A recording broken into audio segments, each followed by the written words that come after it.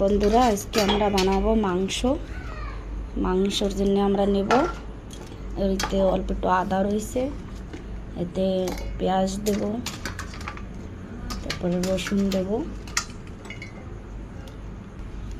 আরও দেবো তো রসুন, 2-4টা কাঁচা লঙ্কা দেবো, ধনিয়ার গুঁড়ি, ধনিয়া, আরও দেবো জিরা। বন্ধুরা আমার কাছে তো আর কিচেন নাই, মানুষেরা তো বড় বড় ভিডিও বানায়, আপনারা দেখতে পারেন আমার কিচেনে যে পরের জায়গায় থাকি, এই যে সিঁড়ির নিচে রান্না করি, এই যে আমার এই জায়গায় রান্নার জায়গা, পরের ঘর, পরের জমিতে থাকি। দিন হইলে কাজ করা লাগে, রাত হইলে চৌকিদারি করা লাগে। বন্ধুরা আমি মাংস রান্না করার জন্য নিয়ে নেবো যে মাংসগুলো সব একে একে করে। তেলেতে নিয়ে নেবো আলু, মশলা যেগুলো আমি পিষে রাখছিলাম, এতে আমি ঢেলে দেবো মরিচের গুঁড়া, হলুদের গুঁড়া,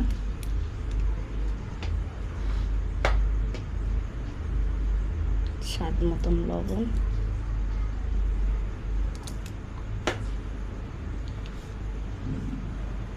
আর ঢেলে দেবো একটু তেল। এবার এগুলো ভালো করে মাইখা নেব। বন্ধুরা জীবনে গরিবি তো খুব দেখছি, ছোটোবেলা মা মারা গেছে, ছোটোবেলাতে গরিবি কিসের কয় বন্ধুরা, যে সাথে বেঁধে সেই জানে। ছোটোবেলা মা মারা গেছে, ঠাকুমার কাছ দিয়ে রান্না বাড়া শিখছি। জীবনে আসলাম শ্বশুর বাড়ি তো অভাব কষ্ট কোনো দিন তো ছোটো নাই।